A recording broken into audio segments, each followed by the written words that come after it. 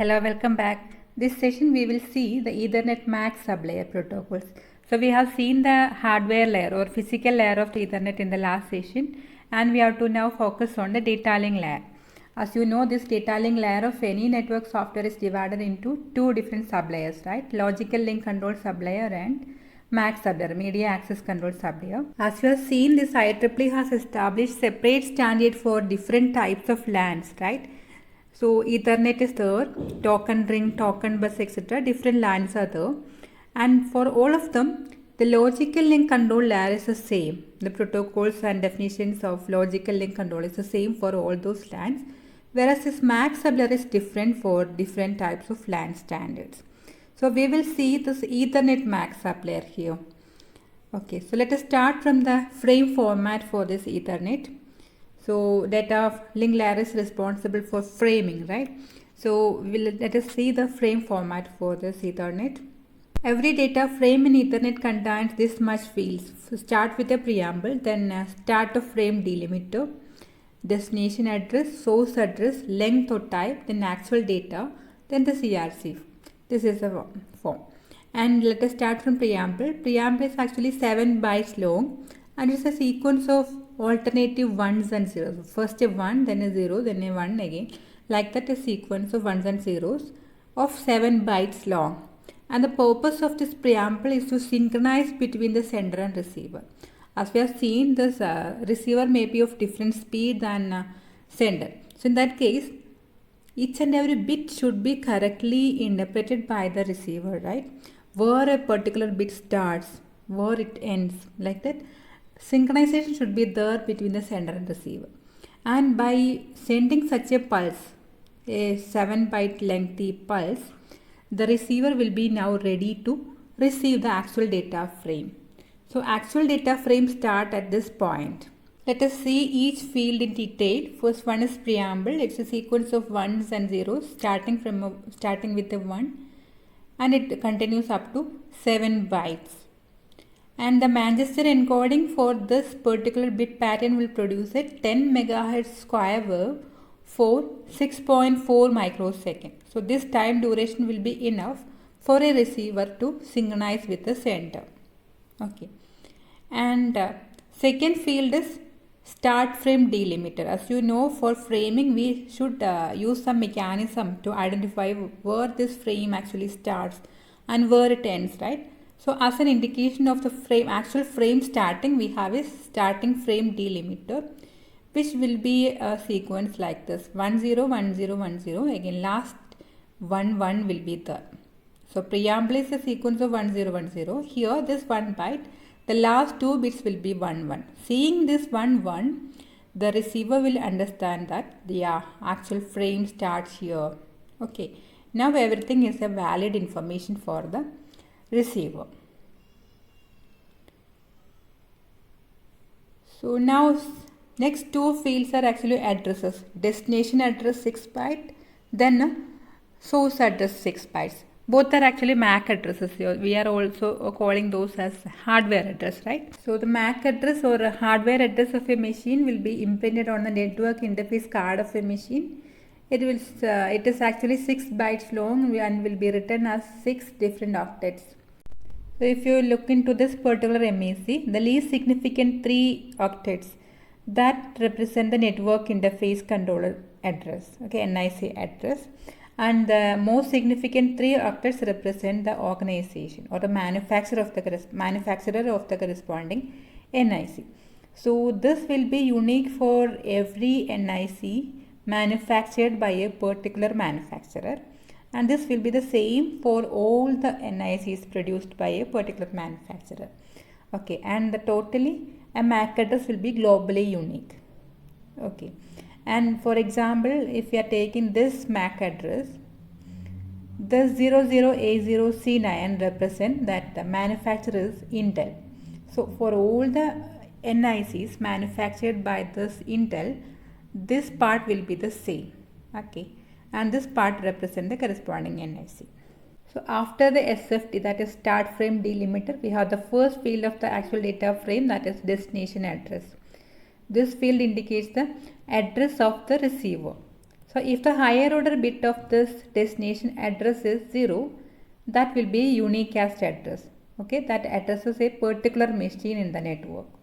Whereas if it is 1, the higher order bit is 1, it is a multicast address. Multicast we have already seen, right? So it will, the same packet or same frame will be received by multiple nodes in the network depending on the group in which that particular machine belongs to.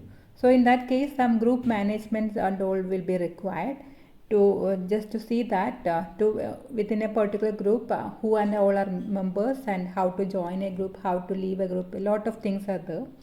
So if the higher order bit of a particular destination address is 1, it is actually multicasting address. And if all the bits in this destination address is 1, that particular frame is a broadcasting one. So all the machines in the network will receive the corresponding frame. So 3 different types of transmissions are there: unicast, multicast and broadcast. We have already seen all this in the previous sessions. And source address always will be a unicast one. From a particular node only this data frame is actually sent. And we can find the MAC address of our particular machine using, in Windows we can use this ipconfig, and in Linux we can use the ifconfig to find the MAC address of a machine. And next field here is length field. So why we are giving such a field? Because the data frame length in case of this Ethernet is actually variable. It can be from 46 to 1500 bytes.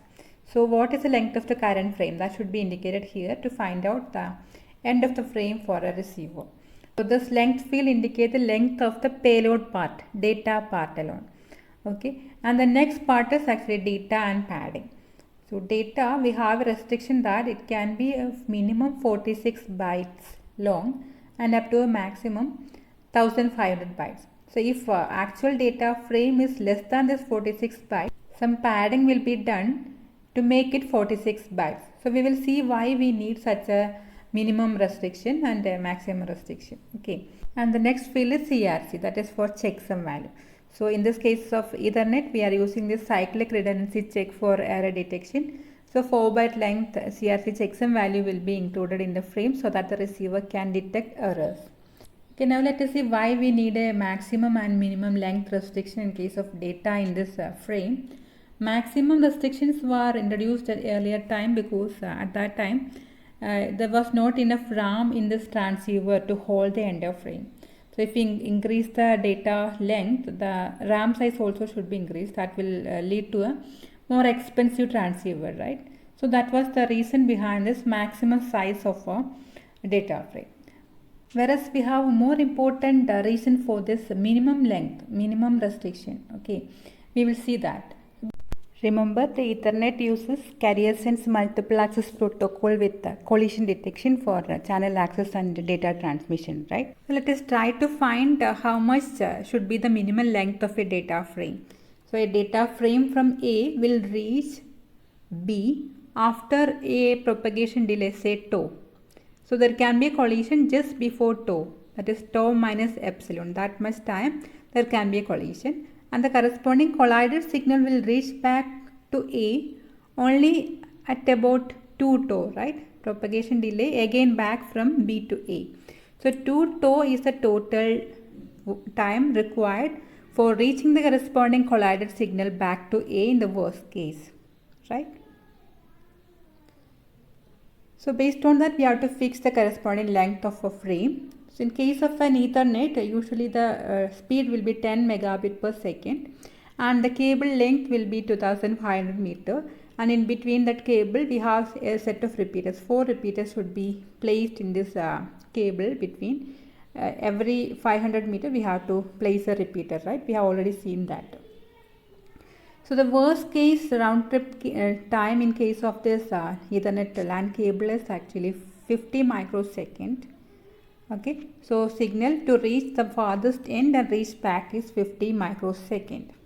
And the speed is 10 megabit per second, means within a second 10 megabits can be transferred, right? So time required for sending one bit will be 100 nanosecond, right? 1 by 10 into 10 raised to 6, right? That is 10 raised to minus 7, that is equivalent to 100 nanoseconds. 100 nanoseconds. So just to transfer 1 bit, it takes 100 nanoseconds. So within 50 microseconds, it can send 500 bits. Minimum 500 bits should be there to detect a collision for the sender, right? Now rounding it into a power of 2, we will get 512 bits. So the length of the frame should be for a minimum 512 bits or 64 bytes. That is why we are restricting here. The minimum length should be 46 bytes. That 46 plus this header part and trailer part, that is 6 plus 6, 12, 14 and 18. 18 header and trailer part is there plus 46, that will be 64, right? So data field should be at least 46 bytes to ensure a minimal length for the frame. So if it is shorter than this length, some data bits will be added or padded in this data to make it minimum length. So this is about the frame format of Ethernet, and it uses CSMA bar CD as the MAC layer protocol, one persistent CSMA bar CD, and if there is a collision, it uses this binary exponentiation algorithm, the exponential backup algorithm for randomization to further reduce the chance of collision. So this is all about the MAC sublayer in Ethernet. Thank you.